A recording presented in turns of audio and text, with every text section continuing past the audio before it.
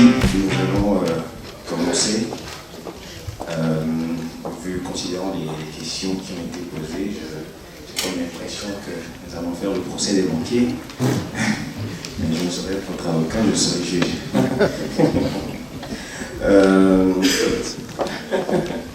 Alors, nous allons, premièrement, je vais commencer par M. Eloge Malou, ancien directeur de la BESIC, Sénégal,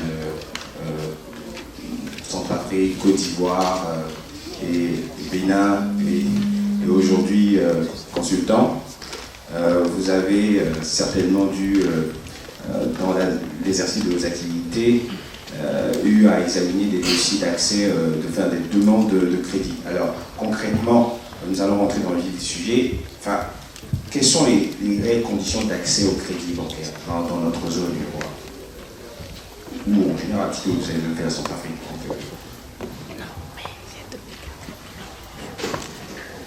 Merci, maître.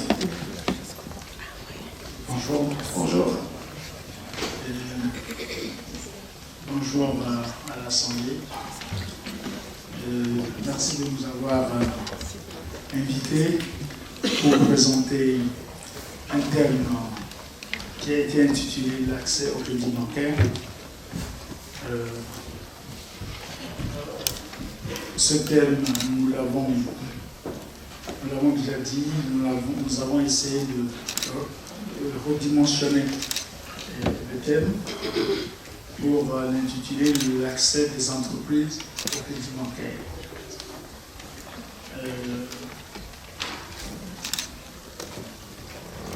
Alors, pour ceux qui sont passés avant nous étions dans la salle également,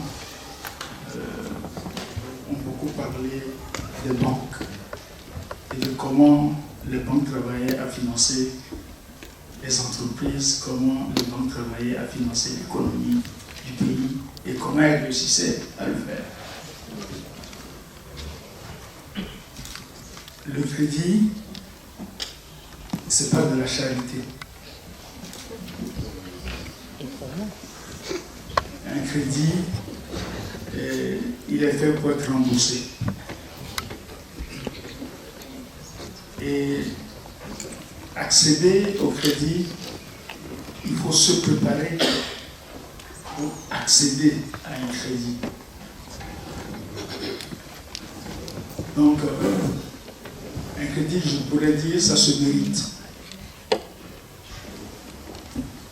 Parce qu'un crédit doit être remboursé.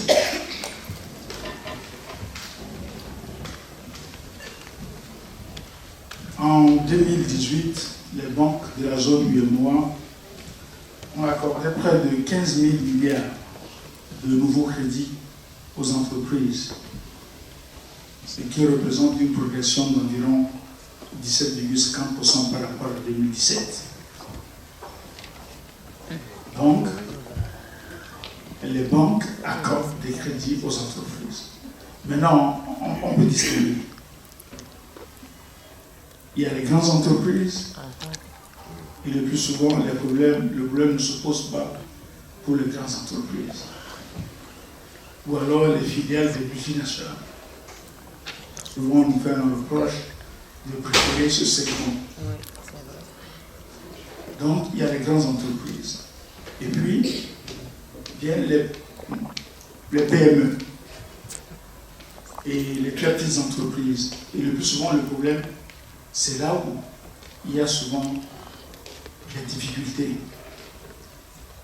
Mais nous sommes faits pour nous entendre. Et nous avons besoin d'informations. Tout part de l'information. Pour pouvoir accorder un crédit, le banquier a besoin d'informations qui sont de deux catégories. Il y a des informations que le bénéficiaire du crédit doit fournir à la banque. Puis, il y a des informations qui se trouvent chez le banquier lui-même.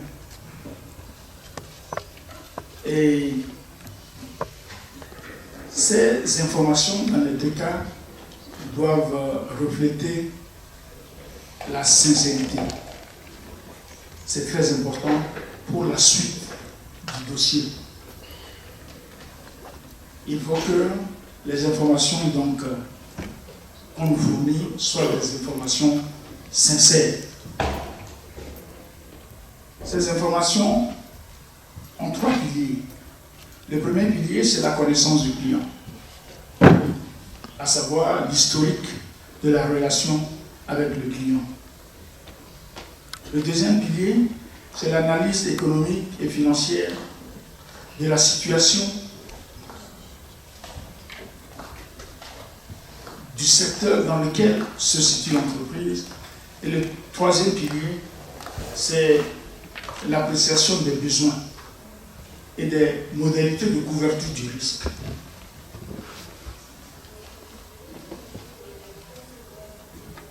En termes d'informations, nous avons 3 groupes d'informations.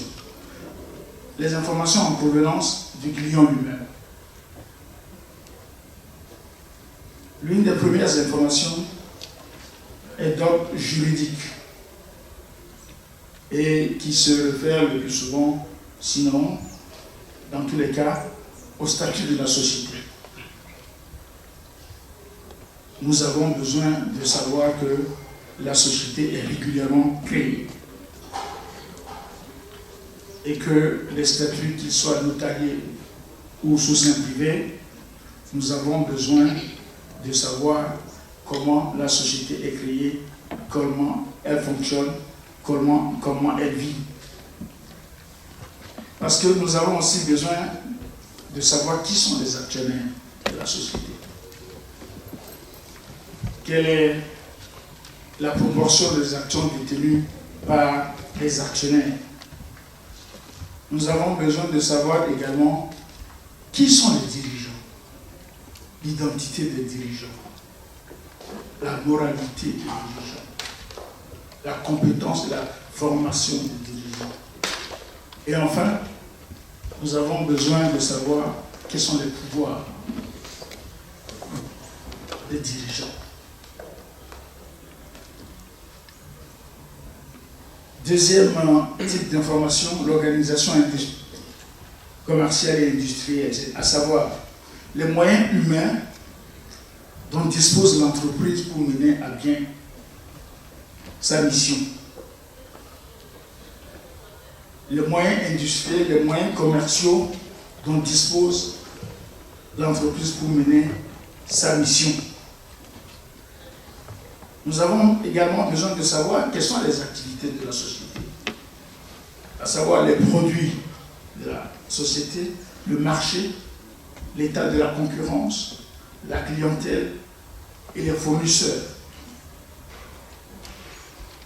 Mais également, nous réclamons, et ceci est très important, les documents comptables de la société. Il faut tenir une comptabilité. Et le plus souvent, une vraie comptabilité. On demande le plus souvent aux dirigeants d'entreprise qui ne sont pas très bien organisés de s'adresser à des comptables agréés. On ne va pas forcément toujours vers des cabinets d'experts comptables, parce qu'on sait que, bon, des fois c'est un peu cher, mais nous voudrions avoir les documents comptables de l'entreprise et lire l'information financière donc, de l'entreprise. Donc, c'est la première catégorie d'informations que nous recevons du client lui-même. Ensuite, il y a des informations qui sont disponibles chez le banquier. Deuxième catégorie d'informations, les comptes rendus de visite. Le banquier doit visiter son client. C'est des visites périodiques et il ne faut pas forcément attendre le renouvellement des dossiers pour visiter un client. Il faut fréquemment visiter un client. Même ne serait-ce que pour lui dire, je passe voir comment tu vas. Avant de pas, il retrouvera ça suspect. Bon, mais c'est déjà une visite. Donc, des comptes rendus de visite. Deuxième information, les opérations traitées avec le client qui se reflètent donc sur les comptes. Les fameux mouvements conflits. Je dis fameux parce que le plus souvent, les clients, ils n'aiment pas ça.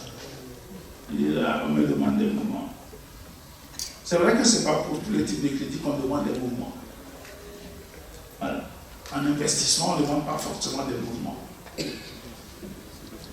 Et nous consultons également les états du CRO, c'est-à-dire la centrale des incidents de paiement. Oui, pour savoir s'il y a eu des incidents de paiement. La centrale des risques, les interdits bancaires et le rapport BIC-UMOA.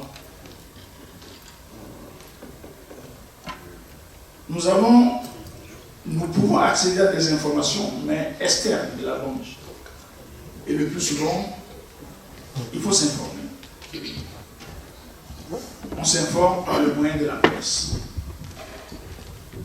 La presse spécialisée, s'il y en a, nationale, internationale. Mais la presse est une source importante d'information. Nous informons également par le canal des syndicats professionnels, par les études sectorielles le plus souvent menées par certains organismes, les chambres de commerce, par exemple la Banque centrale, ou des études individualisées. Et enfin, entre nous-mêmes, confrères, nous pouvons demander des renseignements commerciaux.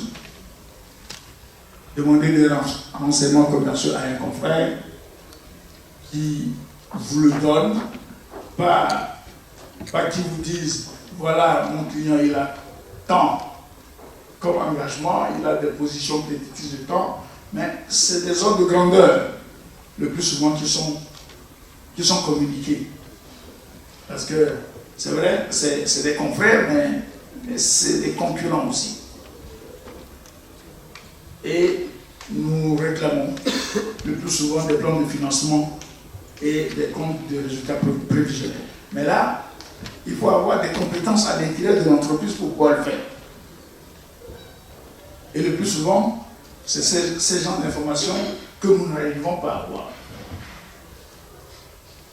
Lorsque nous avons ces informations, nous procédons à l'examen donc du dossier. En examinant le dossier, nous présentons le client, la présentation du client.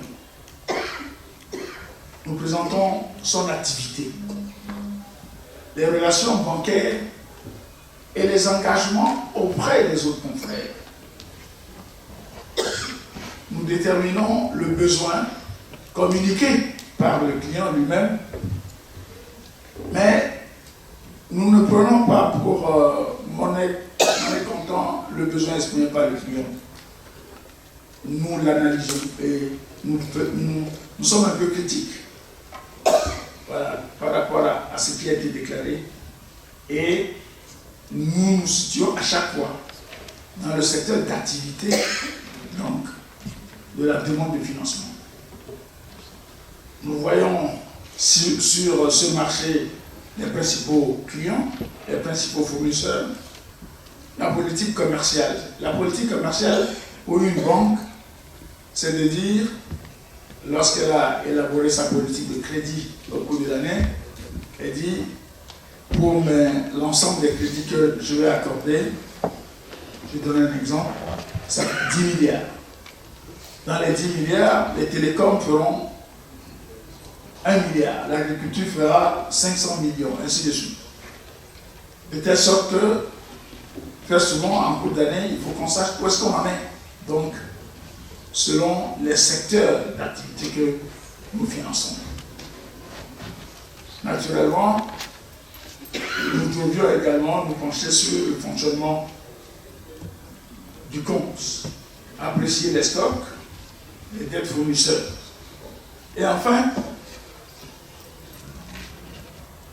nous jetons un coup d'œil sur les garanties.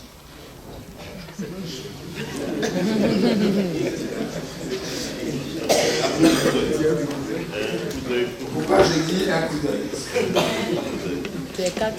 Parce que, en fait, on peut faire un crédit sans garantie. Voilà, on peut faire un crédit sans garantie.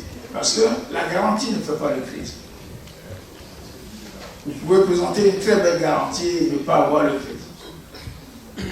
Donc, la garantie ne fait pas le crédit. Alors, les garanties, bon, je sais que le procès, comme on fait souvent, c'est de demander la garantie avant d'étudier le sujet.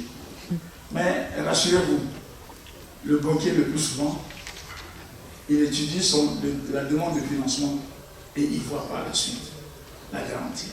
Les garanties, c'est les garanties classiques, les garanties hypothécaires, les garanties spécifiques, les garanties financières. Voilà. Parce que quelque part, nous y sommes un peu obligés. Depuis que nous sommes rentrés dans le nouveau plan comptable bancaire 2018 et depuis que nous sommes dans BAL 2, BAL 3. Voilà. Donc, lorsque vous faites un financement, un crédit, il faut en face mettre une garantie. Mais la garantie ne commande pas forcément le financement. Alors, je vous remercie de m'avoir écouté. Je vais donc passer la parole à M. Ouna, qui va sans transition vous donner un autre aperçu analytique des conditions d'accès au crédit des entreprises. Je vous remercie. Merci beaucoup. Je vais commencer par remercier et féliciter les organisateurs pour l'initiative. Et puis, je sais que c'est un sujet qui déchaîne beaucoup de passion, le financement des banques. Et l'avantage de ce panel, c'est que ça a été largement abordé par les précédents panels, donc ça nous permettra de gagner un peu de temps. Nous, on va plutôt aborder le sujet du point de vue du financement d'une entreprise qui est déjà constituée et qui a besoin de faire un investissement ou qui a des besoins pour le fonds de roulement. Donc, moi, je vais aborder plutôt la question de la démarche intellectuelle du banquier pour dire oui ou non à un crédit. Mais il faut déjà rappeler le métier du banquier. C'est principalement 2 ou 3 choses. La première, c'est qu'on collecte l'argent des gens à vue. Ça veut dire que le jour où ils en ont besoin, il faut qu'on le remette à leur disposition. La deuxième, c'est qu'il faut qu'on place cet argent sous forme de crédit, ce qui veut dire qu'on prend des risques. Et en regardant ces risques, on doit s'assurer que l'argent revienne à tout prix. Et pourquoi on dit à tout prix? Parce que c'est un point clé. Dans l'analyse, le banquier veut éliminer les incertitudes. Il veut s'assurer que cet argent reviendra effectivement à tout prix. La dernière chose, c'est qu'on fait l'intermédiation. Par exemple, lorsque vous faites des transferts, ça concerne aussi. Et ça, c'est moins ce qui nous intéresse aujourd'hui. Et de ce point de vue, la banque, comme l'ont dit nos prédécesseurs, on n'est pas dans le domaine, le crédit, c'est pas dans le domaine de la croyance. La croyance, c'est la foi. Alors que là, on parle de quelque chose qui doit sortir et absolument revenir. Donc avant que ça sorte, comme on le dit, j'aime souvent prendre cet exemple, chacun a déjà vécu cette expérience, même dans sa propre famille ou autour de ses amis, où vous croyez en votre frère, en votre ami, il vient vous voir précipitamment, oui, j'ai besoin de 10 000 francs, je te remets ça demain matin. Il y en a qui remettent, effectivement, mais il y en a qui ne remettent pas. Et qui reviennent vous voir demain matin, mais pour vous parler d'autre chose. Alors, imaginez donc la même chose au niveau de la banque. Là, ce n'est même pas des gens qu'on connaît, c'est très souvent des inconnus qui arrivent et qui disent « j'ai besoin d'un crédit et il faut me l'accorder parce que je suis crédible ». Sur quelle base vous êtes crédible? Il faut des évidences que vous êtes crédible. Donc ce n'est pas la foi, il faut vraiment ressortir des évidences. Et l'idée ici, c'est que le demandeur du crédit sorte du schéma de « j'ai une idée » au schéma de « j'ai un projet » avec des évidences qui montrent que ce projet est bancable. Je vais prendre un exemple, je dirais pratiquement personnel. C'est mon père qui est à la retraite qui dit bon voilà, j'ai une bonne idée, il faut que je développe des activités halieutiques. Je suis allé voir tel, il ne veut pas me financer. Je dis est-ce que tu as un business plan, quelque chose qui montre que ça fait du sens? Il dit non, et puis finalement il s'en va faire. Il se rend compte que lui-même il n'avait pas vraiment estimé normalement son besoin. Son besoin était sous-évalué par rapport à ce qui lui permettait d'être rentable. Ça veut dire que s'il avait investi cet argent lui-même, il aurait perdu de l'argent. Et de deux, même dans la structuration telle qu'il proposait les choses, ce n'était pas possible parce que il dit par exemple je vais investir et le temps de l'investissement c'est peut-être 6 mois. Mais dans son plan de remboursement, il met les échéances dès le premier mois. Il va rembourser avec quoi puisqu'il n'a pas de recettes? Donc il faut transformer l'idée en projet présentable et qui soit structuré. Ça c'est un point. Alors nous on regarde tous les éléments que Eloge a évoqués, mais les éléments clés c'est, quelqu'un parlait ce matin ou cet après-midi, la notoriété, la réputation. Aussi curieux que ça puisse être, vous avez des gens qui ont des impayés dans la même banque et qui viennent vous dire j'ai besoin d'un autre crédit. Mettez-vous à la place du banquier. La seule façon de vous suivre, c'est si vous pouvez sauver son impayé. C'est uniquement dans ce cas-là, mais il n'a aucune raison de vous suivre. Ce qui est tout à fait normal. Dieu merci. Maintenant, avec le BIC, Bureau d'information de crédit, on partage l'historique des paiements des clients entre banques. Donc, quand on rentre le nom d'un client, on peut voir si historiquement il a souvent respecté ses engagements. Et ça, c'est un biais qui est également un frein pour le crédit dans notre région et qui permettra progressivement de lever ce verrou-là. La deuxième chose, on l'a évoqué de long en large, c'est la qualité du management. Il faut une rigueur, il faut avoir le sens de l'anticipation. Je rappelle que souvent, les gens ne remboursent pas le crédit parce qu'ils sont c'est pas parce qu'ils sont de mauvaise foi. La plupart des impayés ou des clients sans souffrance viennent de la mauvaise gestion. Ce n'est que ça.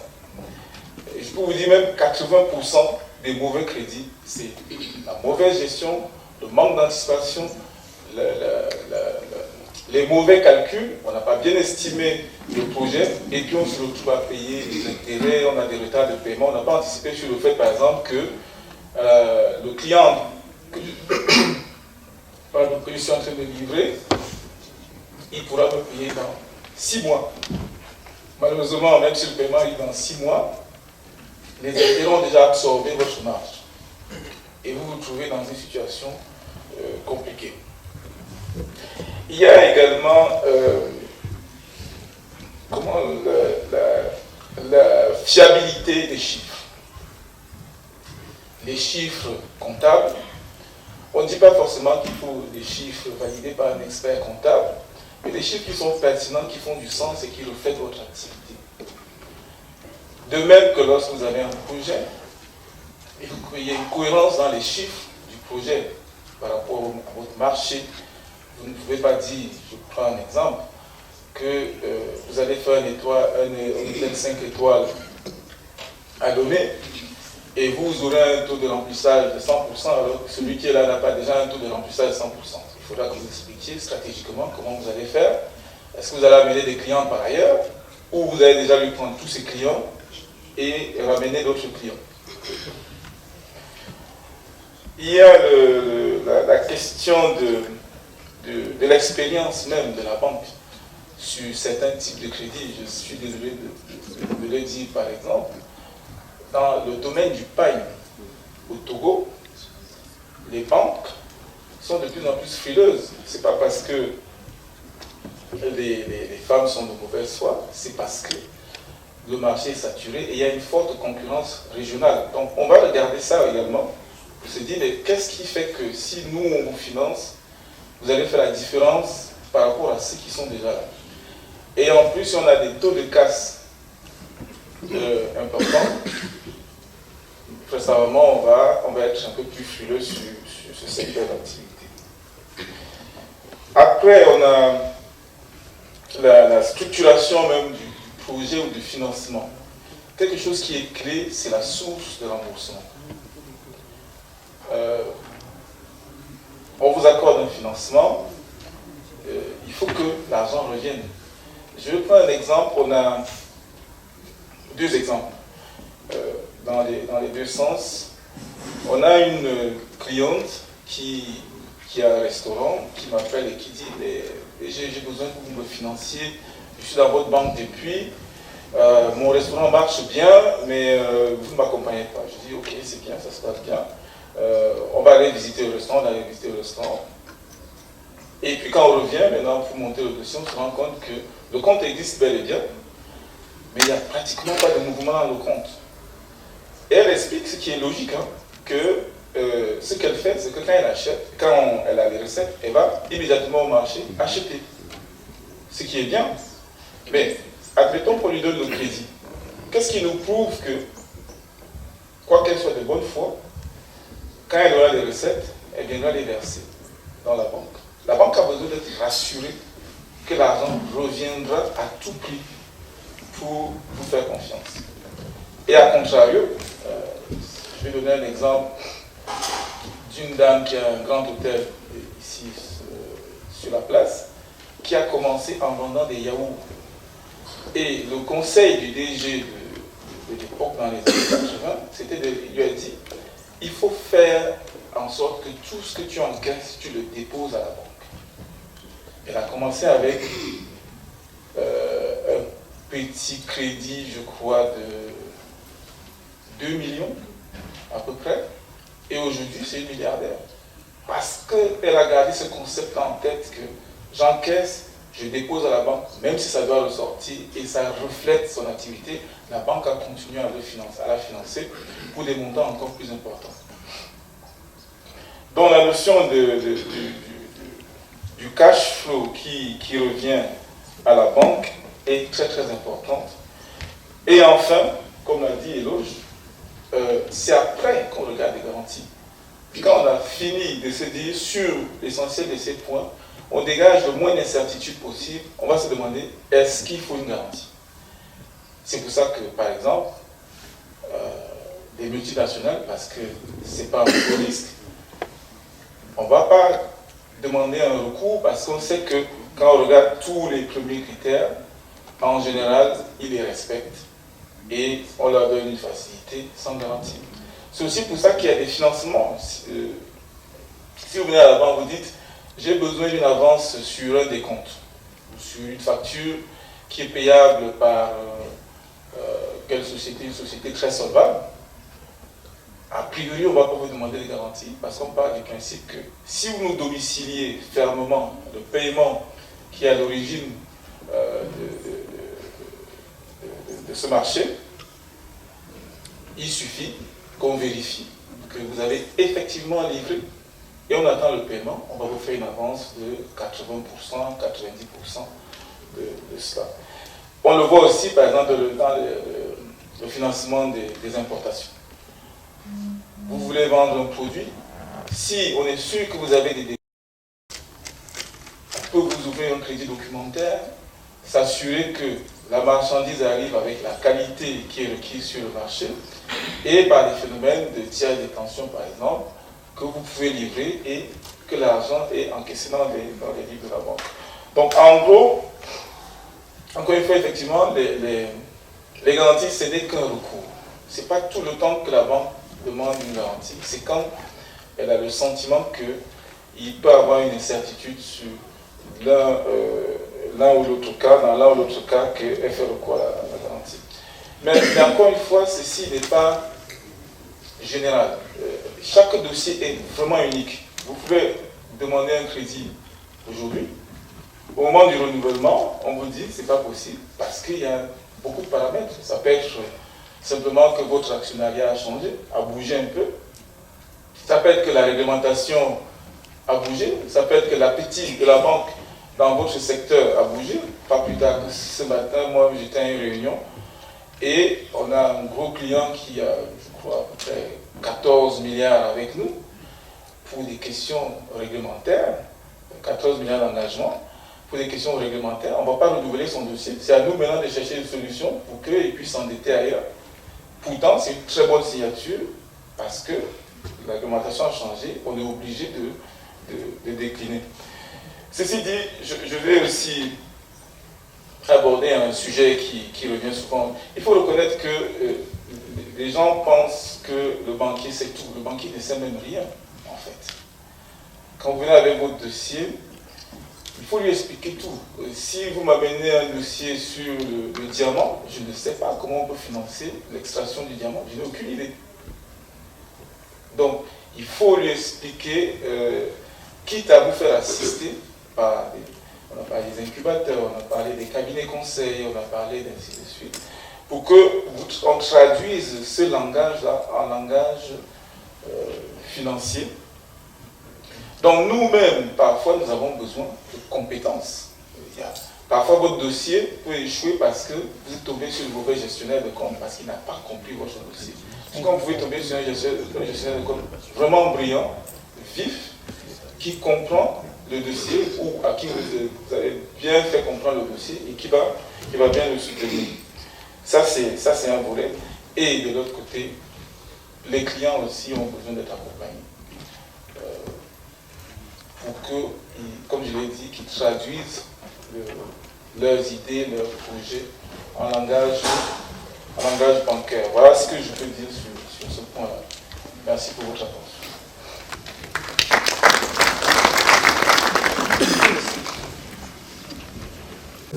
Monsieur Aona, avant de donner la parole au public, vous avez parlé des conditions d'accès au crédit, mais on a plus l'impression que c'est les conditions d'accès au crédit des entreprises qui existent depuis un certain nombre d'années. Parce que quand vous parlez de mouvement, il ne peut pas y avoir de mouvement pour un jeune entrepreneur qui vient de commencer, qui a à peine 6 mois ou 1 an, et qui a besoin d'un crédit parce qu'il a eu la bonne idée d'investir ou de speeder dans un certain domaine. Donc, comment il fait est-ce qu'au niveau des banques, c'est impossible qu'il oublie ou qu'est-ce qu'il fait en général?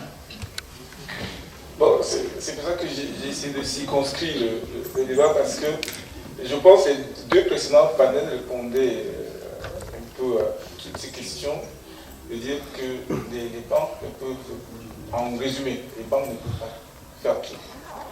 Et c'est assez compliqué pour une banque, réellement, de financer une start-up. Une start-up est financée par des fonds d'investissement, des sociétés de capital risque, on a parlé de tout ça tout à l'heure. Mais cela ne veut pas dire que les banques ne financent pas les start-up. On finance pas mal pour des montants parfois importants, mais ça relève d'un défi. C'est vraiment pas facile parce que, encore une fois, là on est dans le domaine de la croyance. Il n'y a rien, il n'y a aucune preuve que ça va marcher. Et c'est pas un métier dans lequel nous sommes réellement. C'est pas un métier dans lequel nous sommes vraiment doués. Maintenant, il y a beaucoup de mécanismes. J'ai entendu une dame citer pas mal de mécanismes qui existent au Togo qu'il faut exploiter. Il y a beaucoup. On vient de signer quelque chose avec le FNFI. Le principe, c'est quoi? Ils ont financé les gens au départ avec 30 000 francs, je crois. Et puis, ils sont passés à des seuils de 150 000 francs. Et ces gens grandissent Par conséquent, leur volume et leurs besoins augmentent. Et nous, maintenant, on vient se positionner, on leur dit, vous pouvez sortir du système du FNFI et des microfinances, vous venez à la banque, on est prêt à vous accorder jusqu'à 5 millions de francs CFA. Mais il faut commencer par quelque chose et ne pas se focaliser uniquement sur la banque. C'est peut-être aussi ça le problème, c'est que les gens font trop de fixation sur ce que la banque peut faire, mais la banque ne peut pas tout faire. Parfait. Et pour M. Lodj Malou, si vous voulez rajouter quelque chose. Merci. Les banques financent l'économie du pays et les opérateurs économiques, la majorité, bénéficient des financements des banques. Il peut y avoir, il y a des petites et moyennes entreprises qui le plus souvent ont des difficultés à bénéficier du financement bancaire. Et tout cela a amené les pouvoirs publics à créer certains mécanismes, et même la Banque centrale, à mettre en place un dispositif de financement des PME pour soutenir la banque lorsqu'elle va financer les PME. Comme l'a dit Guy Marcel tout à l'heure, la banque ne peut pas tout faire. Donc, par conséquent, aujourd'hui, on voit naître des structures qui ont pour mission d'accompagner les petites et moyennes entreprises pour que les banques puissent après prendre le relais. Chacun joue sa partition.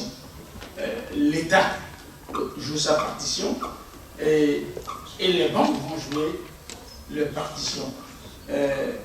Aujourd'hui, ces mécanismes sont en place, que ce soit dans l'agriculture, le paillage et tout le reste. Ça facilite beaucoup plus les choses aux banques. Il y a quelques années, ces mécanismes n'existaient pas et les difficultés de financement étaient graves. Merci. Je pense que je vais passer la parole à la salle. Si je pense qu'il y a certainement la première question.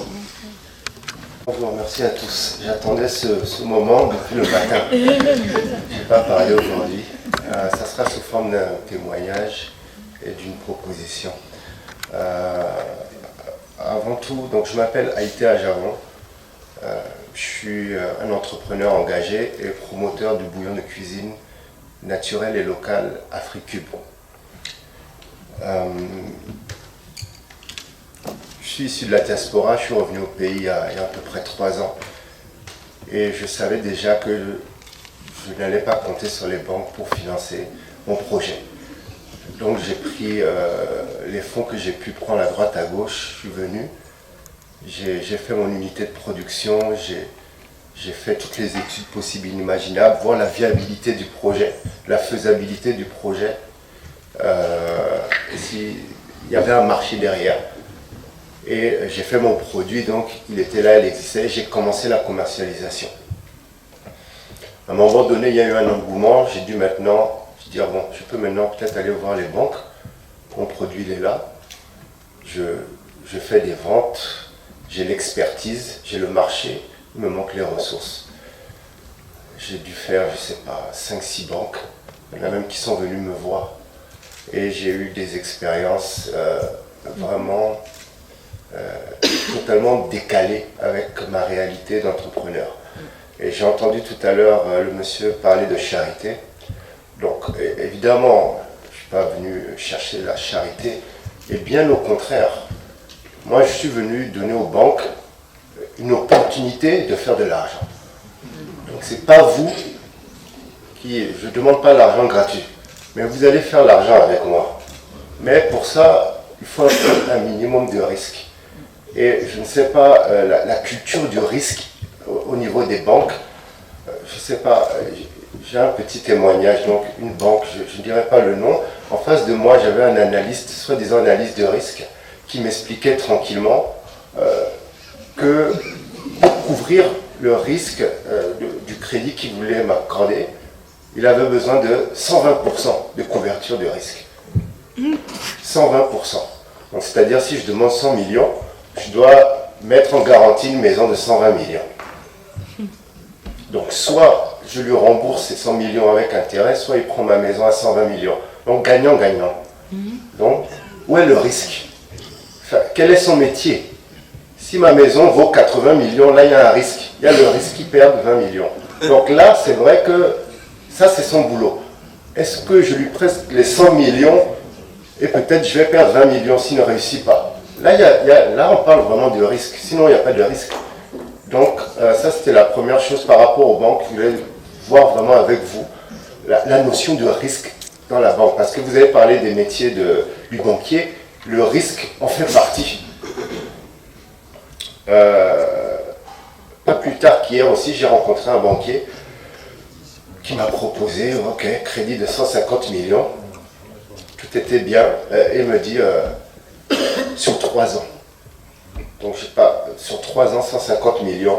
Et je n'ai même pas demandé le taux. Parce que déjà, cette formule-là ne m'intéressait pas. 150 millions sur 3 ans. Vous vous rendez compte? Voilà. J'ai eu une autre expérience où je demandais combien? 20 millions. Donc sur le papier, c'était marqué taux d'intérêt 11% acheté. Donc, comme j'avais dit à Tanko tout à l'heure. Bon, ok. Mais quand je suis rentré chez moi, j'ai fait les calculs, j'ai pris l'échéancier sur 4 ans, je me suis rendu compte, alors, soit je suis très mauvais en maths, que sur les 20 millions qu'on me prêtait, après 4 ans, c'est 26 millions que je rendais à la banque. Avec tout compris, quoi, le package. Donc 6 millions. Donc je me suis dit, bon, j'aurais dû être banquier parce que ça, c'est super intéressant. Donc soit on gagne 6 millions en 4 ans, soit on prend la maison de la grand-mère. Donc, vous voyez, c'était hallucinant. Et donc, c'est très difficile. Je pense qu'il y a vraiment un décalage entre les banquiers, on va dire, traditionnels.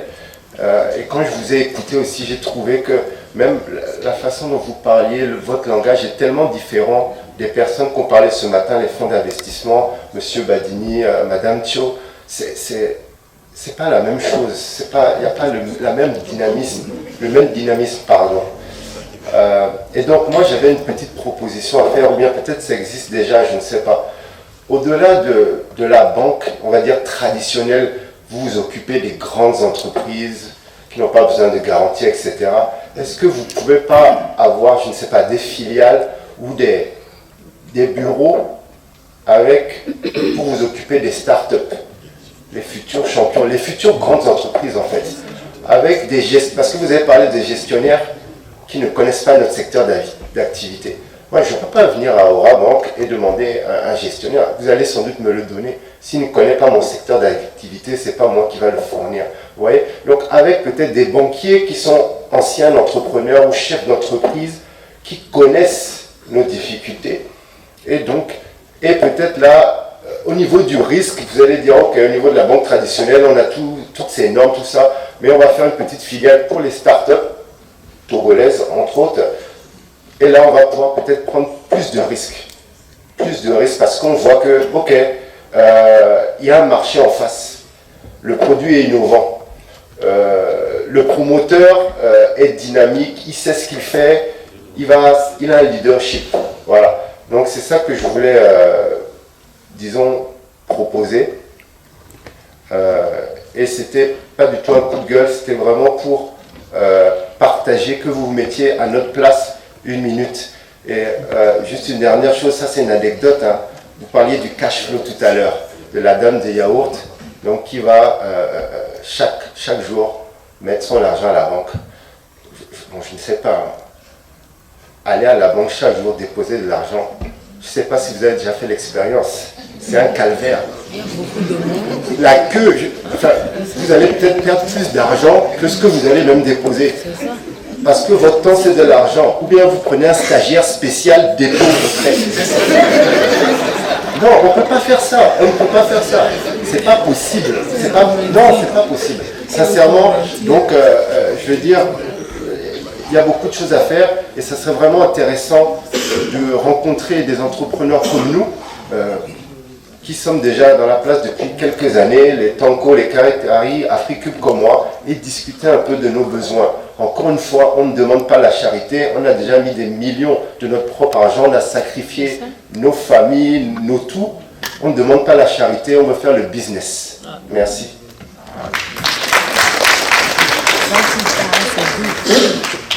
Je laisse répondre avant et on prend d'autres questions après. Oui. Non. Parfait. Okay. Bon, monsieur, vous avez totalement raison sur la plupart des points, du point de vue factuel, ce que vous dites. Mais après, tout n'est pas aussi simple que vous le dites. Je vais vous donner quelques chiffres. On a une banque qui a 300 milliards de crédits. Dans les 300 milliards, il y a 47 milliards de crédits douteux.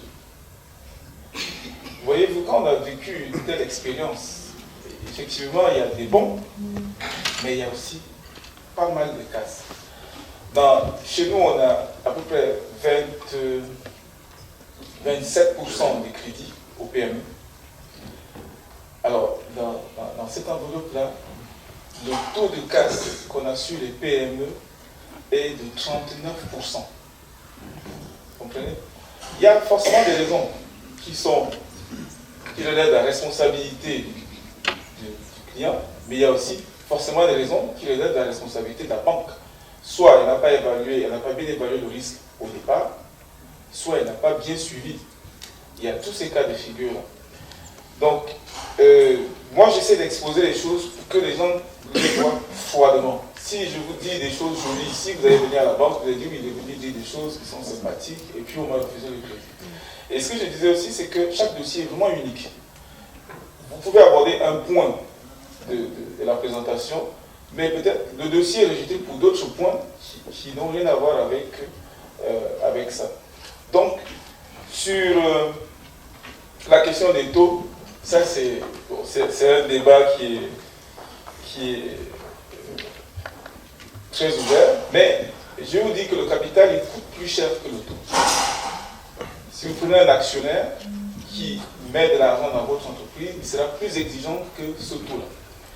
Le taux, on le compare toujours par rapport à... malheureusement, beaucoup de gens comparent le taux par rapport au taux européen, mais on ne le compare pas par rapport au taux au Nigeria, au Ghana, au Kenya, qui sont encore, vous allez voir, des taux de 20% hors taxe, de 30% hors taxe, parce que chaque taux répond à un marché particulier. Je prends un exemple. Si aujourd'hui on rémunère les dépôts à terme à 6,5, la moindre des choses, c'est que si on veut faire une marge, qu'on prenne un taux qui est au-dessus de ça. Et il y a un autre facteur qui va jouer, c'est le risque. Plus le risque est élevé, plus élevé sera le taux. Donc quand on prête par exemple à une multinationale, on va dire ok, on prend le 6,5 là ou 6, on ajoute 0,5. Parce que la probabilité de perdre ce crédit est faible. Alors que dans l'autre cas, quand on prête à une PME, je vous ai donné les statistiques tantôt, on a la probabilité de perdre 39% de ce qu'on a. Il faut qu'on essaie de les récupérer autrement. Mais, et puis, si on regarde, les banques, c'est une expérience. Les banques qui ont des problèmes sont souvent les plus laxistes. Ça, vous pouvez être sûr. Ça finit toujours par vous rattraper. Je ne suis pas en train de dire que ce qu'on fait est bien, et c'est là où je rejoins votre conclusion, de dire comment est-ce qu'on peut faire pour que les deux objectifs se rencontrent. Parce qu'il faut créer des filiales pour gérer les startups. Je peux vous dire, bon, j'ai une petite expérience de banque, j'en ai dirigé déjà 6. Dans un autre groupe, on a fait pareil, on a eu un taux de casse pas possible. Ils ont fermé. C'est une réalité. Et rappelons-nous que les startups, combien d'entreprises survivent dans le monde? Très, très peu. Je n'ai pas de statistiques, mais c'est moins de 10 ou 20%. Donc quand vous prêtez à une entreprise qui est une start-up, vous-même, vous prenez déjà le risque à 80%, au meilleur des cas, qu'elle soit fermée. Et si elle ferme, ça veut dire que vous perdez ce que vous avez mis comme argent. J'essaie juste d'être réaliste. Maintenant, sur l'autre point, et c'est encore là où je rejoins votre idée, c'est comment on se retrouve. Et de ce point de vue, ce que j'apprécie au Togo, toutes ces initiatives qu'on a citées, le MIFA, le FAEJ, le PAEGSP, ça se fait avec les banques ou les établissements de microfinance. Et c'est pour ça que je dis, ne faisons pas une fixation sur les banques. Le plus important, c'est de trouver un financement si on recherche un financement. D'où qu'il vienne. Et quelqu'un a parlé de l'information cet après-midi, et c'est tout à fait vrai. Est-ce que les gens vont jusqu'au bout de l'information? Même quand on parle de fonds d'investissement ou de sociétés de capital risque, les sociétés interviennent de manière régionale. Une société peut être en Côte d'Ivoire et vouloir investir au Togo. Ça existe. On voit, nous, au niveau des banques, beaucoup qui viennent et nous disent, si vous avez des projets, on peut s'associer, on peut faire ainsi de suite. Donc, oui, sur beaucoup de points, de manière factuelle, mais restons lucides. Hein, et je rejoins votre conclusion, trouvons en permanence les idées qui vont faire avancer les choses. Et je vous assure que, je vais vous citer un exemple, le projet PAEGSP, auquel nous sommes associés. On commence les financements, on a commencé les financements, je crois, le plafond était à 50 millions. Avec le suivi qu'il y a eu derrière, on est passé à 150 millions. Maintenant, on est passé à 500 millions. Et on est sorti du projet parce que ceux qui ont réussi dans ce mécanisme, on a prêté encore récemment à quelqu'un 1 milliard de francs parce qu'il a réussi. Mais il a commencé à 50 millions. C'est ce que je voulais dire là-dessus. Je voulais juste faire une observation s'agissant de la distinction entre banque traditionnelle et institution de start-up, où il faudrait distinguer. Je voudrais dire que c'est peut-être possible de créer une banque traditionnelle, de créer une société start-up, mais le problème c'est que c'est la même réglementation qui va gouverner les deux structures. Voilà, donc c'est les mêmes problèmes. Il faudrait qu'on puisse changer la réglementation, les instructions, la loi, et tout ça, le droit qui gouverne dans ces structures, pour qu'on puisse prendre un peu plus de risques sur les start-up, parce que la réglementation là-bas est un peu plus favorable que quand il s'agit de la banque traditionnelle. Mais si ce n'est pas ça, si c'est la même réglementation que tout, on est bien obligé de faire beaucoup attention. Alors, nous allons prendre une question. Merci, monsieur le modérateur. Merci aux panélistes pour la qualité de vos développements. Je suis Émilie Azibli-Wolou de la SCP Tolé Associés. Alors, ma question, c'est par rapport aux garanties. Monsieur le directeur Malou a dit tout à l'heure que vous pouvez présenter une très belle garantie et ne pas avoir accès au crédit. Autrement dit, la garantie ne veut pas dire crédit. Alors je me pose la question de savoir au final qu'est-ce que les banques veulent ou qu'est-ce qu'elles recherchent, si ce n'est la possibilité de pouvoir recouvrer après leurs créances devenues douteuses. Est-ce qu'on doit juste se fier au fait que c'est une jeune entreprise, c'est une start-up qui vient de commencer, qui n'a pas fait de mouvement sur son compte pendant un moment donné pour refuser l'accès au crédit, alors que la personne ou cette entreprise-là présente de garanties suffisantes qui permettent quand même de recouvrer la créance après. Merci. Merci. Nous allons prendre une question. Monsieur, s'il vous plaît. Monsieur, merci. C'est Robert. Je reviens sur un élément dont vous n'avez pas fait mention depuis là, alors que les banques tiennent compte de cela régulièrement dans l'octroi des crédits. C'est surtout les assurances. Les assurances également prennent une bonne part dans le remboursement ou bien dans l'octroi des crédits. Maintenant, quel est le rôle que jouent ces assurances? Bon, je crois que les assurances sont déjà une institution qui sont nanties, qui ont des fonds suffisamment, et lorsque celui à qui on a accordé le crédit devient peut-être non solvable, l'assurance arrive à pallier à ce manquement. Par exemple, vous venez de parler de 39%, si j'ai bien entendu, 39% pour les startups.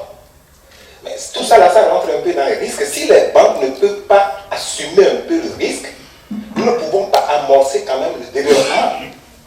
Parce que les startups ont besoin quand même d'un accompagnement pour décoller, à part un accompagnement financier, à part les autres éléments qui rentrent en jeu. Et si les banques ou bien les institutions financières qui peut-être vont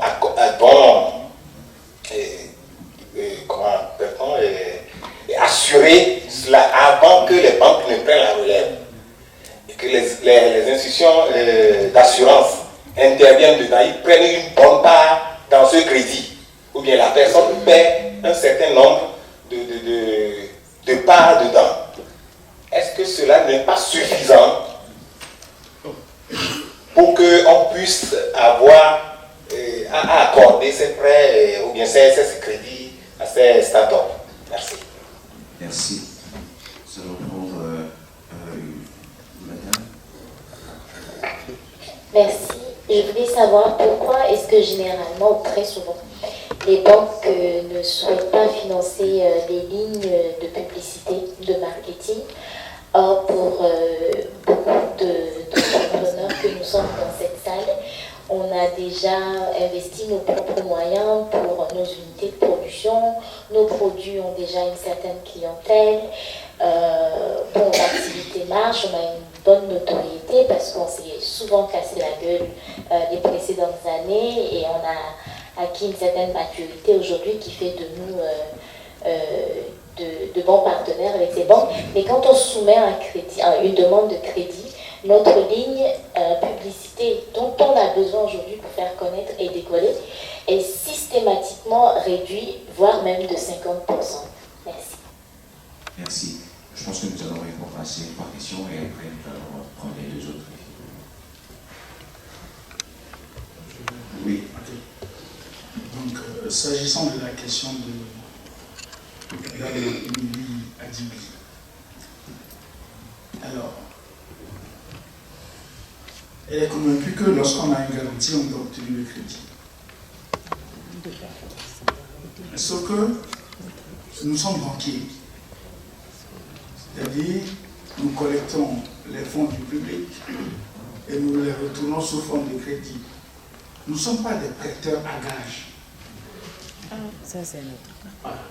Si on était prêteur à gage, il n'y a pas de souci. Vous amenez un crédit, vous amenez une garantie, on fait le crédit. Mais nous, on voit l'activité. Voilà. Nous finançons des activités. Voilà. Si l'activité, nous estimons qu'elle est finançable, elle sera financée. Et si on prend des garanties ou on ne prend pas, ça c'est différent. Mais on ne prend pas une garantie et on dit, bon, on va lui faire de toute façon, si ça ne se fait pas, il y a la garantie. Mais c'est que certainement l'activité n'était pas bonne. Donc, nous finançons des activités. Et ceci est très important. S'agissant des assurances, je voudrais savoir, est-ce que c'est des assurances crédit? C'est des assurances crédit ou c'est d'autres types d'assurances à l'occasion de crédit? Non, l'assurance crédit. Si je prends par exemple les crédits aux particuliers, où on prend une assurance invalidité décès. Voilà. Le particulier, bon, manque de peau, il décède. L'assureur paye. Voilà. Bon, maintenant, pour l'entreprise, pour l'entreprise, on dit, est-ce que l'assurance va accepter maintenant rembourser le banquier si le promoteur décède, par exemple? En principe, oui. Si telles étaient les clauses au contrat dès le départ. Mais je vois bien ça dit. Il y avait, dans certains pays de l'UMOA, il y a des structures d'assurance où on assure le crédit lui-même. C'est une assurance crédit. Voilà. Qui est différente d'une assurance invalidité décès. Voilà. Là, c'est totalement différent. Voilà. Maintenant, pourquoi on ne finance pas la publicité et le marketing? Bon, ça dépend de la politique de la banque. Et chez vous?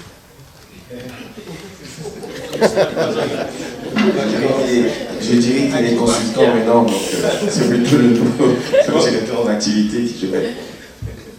Oui, sur les... Non, je ne vais que aller dans le sens de l'autre, c'est-à-dire, je vais donner un exemple. Ce qui est important, encore une fois, pour le banquier, c'est que l'argent, si vous le prêtez, il revient. Si vous prenez deux personnes, deux individus qui sont salariés, qui veulent un crédit à la banque, vous prenez un fonctionnaire et vous prenez votre femme de ménage qui veut un crédit.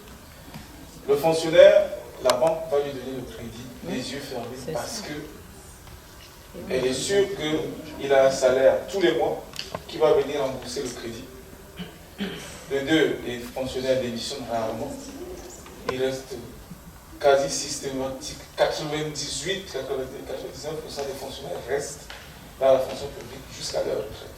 Donc on ne prend pratiquement pas de risques. Et c'est pour ça que dans une banque comme la nôtre, on peut leur prêter jusqu'à, je crois, 8 ans, sans garantie. Tout ce qu'on veut, c'est une assurance de ces invalidités. Maintenant, on prend votre femme de ménage, je ne sais pas depuis combien de temps elle travaille avec vous, on ne sait pas combien de temps elle va rester avec vous, on ne sait pas comment vous la payez. Peut-être que vous la payez par timonie, mais certainement en cash. Et si vous la payez en cash, ça revient à ce que monsieur disait, ça veut dire qu'il faut qu'elle vienne déposer l'argent à la banque pour rembourser les changements, c'est un risque. À ce moment-là, on va commencer à demander des garanties. Ils peuvent être, par exemple, votre caution, si vous êtes mieux loti, ils peuvent être une garantie hypothécaire, et ainsi de suite. C'est la démarche, en fait. Donc, effectivement, il y a beaucoup de gens qui arrivent, qui disent j'ai beaucoup de titres fonciers, j'ai besoin d'un crédit. C'est pas comme ça parce que, comme disait l'un de mes premiers DG, c'est quand vous regardez mon coffre-fort, je ne vois pas combien de maisons je peux mettre dedans. Notre rôle, ce n'est certainement pas d'aller prendre des maisons, parce que c'est même en plus laborieux, c'est pénible d'aller réaliser une hypothèque. Donc si on peut éviter ça dès le départ, c'est l'approche. Sur les assurances, je crois qu'il a répondu à tout. Sur financer la publicité, encore une fois, chaque dossier est unique. Donc je ne sais pas pourquoi on a refusé dans votre cas. C'est vrai que, comment je vais dire ça, en général, et malheureusement, le banquier a tendance à vouloir s'assurer les choses par pas. C'est ça. Donc ça peut arriver qu'effectivement, qu'on décline le financement des assurances, de la publicité en disant, vous-même prenez ça en charge.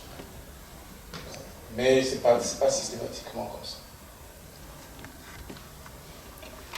Dernière question, monsieur. Merci. Je voudrais faire une suggestion et puis ensuite. La suggestion, c'est par rapport à la question des dépôts quotidiens et retraites dont on a parlé. En fait, aujourd'hui, aujourd'hui, sur le marché, je crois qu'il y a une institution bancaire qui a adossé les comptes au système T-Money et Flows, que moi j'utilise beaucoup, parce que des gens me payent par T-Money, je fais un code USSD et puis je transfère l'argent sur le compte. Le jour où j'ai besoin d'argent, je refais un rapatriement sur mon compte T-Money et j'envoie à quelqu'un. Donc c'est quelque chose qui faciliterait la vie et qui permettrait d'augmenter les fréquences de transactions des clients.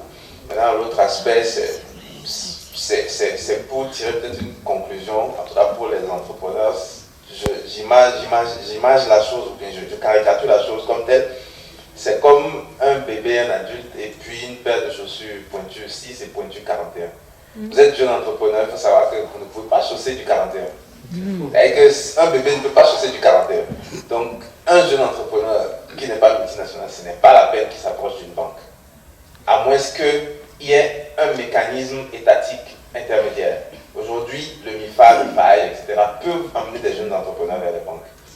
Mais un jeune entrepreneur qui est encore à l'étape de start-up, où il est en train de rechercher le modèle qui lui permette de rentabiliser son affaire, il convaincra difficilement une banque. En tout cas, c'est la conclusion à laquelle moi j'arrive. Monsieur. Moi, c'est M. Adjou Samuel. Juste une question. Oui. Nous allons, une précision, nous allons finir dans 5 minutes, que les interventions soient assez bref. Exactement. Donc, je la fais plus alors parce que c'est une petite contribution, elle est 2 minutes. Parfait. Oui, d'accord. En fait, c'est que M. Ronald tout à l'heure m'a dit ne faites pas de fixation sur les banques. C'est une des phrases que j'ai retenues.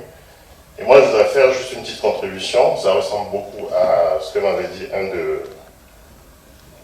grand banquier qui est dans une holding aujourd'hui dont je tairai le nom. Et à l'époque, c'est que j'étais prestataire de service chez lui en tant qu'entreprise. Il me donnait beaucoup de marchés, mais il refusait de me financer. Et je ne comprenais pas. Alors il m'a dit, Monsieur Adjou, je vais te financer parce que j'aurai confiance en toi, mais pas parce que tu me donnes une garantie, première chose. Et il m'a dit, apprends à acheter la confiance de la banque. Et après tu reviendras, tu seras financé. Et ça a été le cas 10 ans après. Juste pour dire à tous les courageux entrepreneurs qui sont là, de ne jamais désespérer et d'apprendre en fait à faire 2 choses. C'est-à-dire que, comme on le dit en général, il y a 2 types de crédits. Crédit tu as un financement d'investissement et tu as un financement d'exécution de marché en général. C'est les 2 grandes classes. Maintenant, n'oubliez pas vos fournisseurs. Moi, je suis passé par là. C'est-à-dire que achetez la confiance de votre fournisseur, proposez lui-même des taux de rémunération lorsqu'il vous finance, par exemple la réalisation de vos marchés. Et ce qui va se passer après, c'est que quand on vous paye, payez-le très vite. Il va plus, lui, il ne vous prend pas d'intérêt, il prend 0%.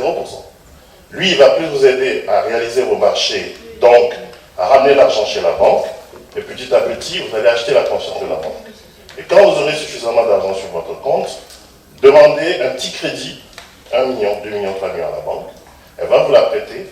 Plus tard, quand vous aurez un marché de bonne facture, retournez à la banque. Parce que tant que vous n'avez pas un marché de bonne facture et que vous n'êtes pas passé par ce mécanisme-là, la banque ne vous financera pas. Malheureusement, c'est une triste réalité, mais c'est juste comme ça. Ça, c'était ma petite contribution pour nos courageux entrepreneurs et très bon courage.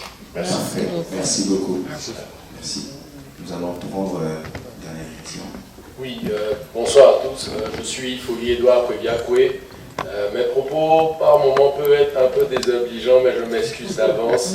En fait, je veux savoir si au niveau des banques prises globalement, il n'y a pas une stratégie pour arrêter d'être un biais structurel contre le développement d'entreprises qui produisent des substituts à l'importation. Parce que qu'est-ce qui se passe? On finance des grossistes qui importent beaucoup, qui se constituent des garanties foncières et qui ensuite sont refinancés systématiquement. Et ça empêche, nous, nos entreprises qui produisent des substituts, d'avoir accès au crédit et de venir concurrencer ou gagner une part de marché. Je finis sur ça, une anecdote. J'avais une petite amie qui était héritière de beaucoup de biens immobiliers. En 4 jours, elle a eu un financement de 65 millions avec un autre entrepreneur, avec un dossier structuré qui travaille depuis plus de 5 ans sur front propre, 35 employés, assurance maladie pour tout le monde. Ça fait 3 mois qu'on avance avec une banque, on a envoyé tous les papiers, 80 millions, on n'a toujours pas ça. Je blaguais en disant qu'il fallait que je les marie. Si on les épousait tous les deux, on aurait réglé la question de l'entreprise. Donc, est-ce que vous avez une stratégie qui va un jour nous permettre de sortir de ça? Parce que les fonds d'investissement, c'est bien, mais les gens ne savent même pas c'est quoi closer, exit, comment définir la valeur. On va y arriver loin. Je suis convaincu qu'on va y arriver. Mais il faudra accélérer. Parce que faire l'autruche, ça va juste éteindre beaucoup d'entrepreneurs qui, à un moment donné, vont soit s'expatrier et laisser encore la place à tous ces importateurs-là qui vont encore augmenter leur marge. Merci. Merci à vous. Et je vous rassure, on fera une autre conférence pour expliquer ce que c'est que closer et tout le reste. Vous avez la parole. Merci beaucoup. Bon, il y a beaucoup plus de contributions. Donc, sur le digital, ça répond à la préoccupation de monsieur tantôt. C'est un choix. C'est-à-dire, nous-mêmes, on a la même préoccupation. On a mis en place une banque digitale qu'on appelle Keys. Mais il faut parfois, comment je vais dire ça, forcer le client pour qu'il souscrive à ça pour lui faciliter sa vie. Et c'est notre rôle, effectivement, de convaincre tout le monde parce que ça nous facilite à nous tous la vie. Et le digital aujourd'hui, c'est la réponse à tout ça. Si tout le monde y passe, la vie sera un peu plus simple. Ça évitera effectivement les déplacements vers la banque. Nous, on a la chance d'avoir peut-être le plus grand nombre de fonctionnaires comme clients. Mais même vous donnez la carte bancaire aux fonctionnaires, et ils la laissent de côté, ils viennent au guichet, ils veulent faire le chèque. Il faut absolument insister pour qu'ils utilisent la carte. Il y en a qui viennent avec la carte dans la poche. Donc on a même changé de stratégie, on a enlevé certains guichets, on les a mis dans le hall, on a mis des petits guichets dans le hall pour lui dire, venez essayer, on essaye ensemble, et puis qu'il le rend, ainsi de suite, il est très content. Donc on est tous pour le digital, et on va aussi arriver à réfléchir avec les deux opérateurs pour arriver à la même solution. Sur l'entrepreneur, par contre, vous avez à peu près résumé la situation, mais encore une fois, je le dis pour qu'on reste lucide, c'est-à-dire que beaucoup de dossiers des start-up, je préfère le dire comme ça, ou je peux présenter les choses autrement. Disons, il y a quelques dossiers des start-up qui sont acceptés à la banque, comme ça fait plus positif, mais la majorité sont effectivement rejetés, mais il faut explorer toutes les pistes. Toutes les pistes sont ouvertes, mais il y en a aussi qu'on finance, encore une fois, hein. C'est pas qu'on ne finance pas du tout les start-up, c'est pas ce que je veux dire, pas du tout. Mais si on regarde dans une proportion, si on est sur 10 dossiers, il y a au maximum 1 ou 2 qui va être sorti. Sur la stratégie, bon, je n'ai pas très bien compris, mais encore une fois, il y a j'ai donné l'exemple des gens du PAEGSP pour dire qu'ils ont commencé petits comme fournisseurs de quelqu'un. Et maintenant, ils sont devenus directement fournisseurs avec des niveaux de facilité qui sont passés en 3 ans de 50 millions à 1 milliard de francs CFA. Donc tout est possible, tout dépend aussi de votre propre stratégie, de l'historique de votre compte. Si vous avez démontré que vous avez un compte et vous avez des clients qui tournent bien, vous avez des clients qui sont solvables, il y a beaucoup de gens qu'on finance comme ça qui partent du petit vendeur, par exemple, de paille au grossiste en paille. Ça se fait assez régulièrement. Mais peut-être qu'il faut qu'on voit cette banque, je ne sais pas. J'espère que ce n'est pas au rapport. Chaque expérience est vraiment particulière. Parfait. J'ai pu comprendre qu'il y avait une question sur le fait de décourager les importateurs et d'encourager la production locale. Bon, sur cette question précise, je dirais, bon là, chacun doit jouer son rôle. La banque, elle n'a fait que financer, je peux dire. Voilà. Mais si au cordon douanier on laisse rentrer les marchandises, ce n'est plus là-bas. C'est l'inverse. Il faut que chacun puisse jouer son rôle, et ça, je crois que ça interpelle certainement les gouvernements. Merci. Merci beaucoup. Je remercie nos panélistes pour la qualité de leur réponse. Je tenais à préciser que M. Aona était administrateur général d'Ecobank Sao Tomé, Ecobank Cap-Vert et ancien directeur général de la Banque Atlantique Abidjan en Côte d'Ivoire. On est bon. Parfait. Parce que je me suis rendu compte que j'ai présenté les attributs de M. Malou et je ne l'ai pas fait pour vous, donc je tenais à m'excuser pour cela. Et avant de clôturer, je tenais aussi à dire à tous celles et ceux qui sont là que demain nous aurons la présentation du Fonds 6 et de Oiko Crédit. Et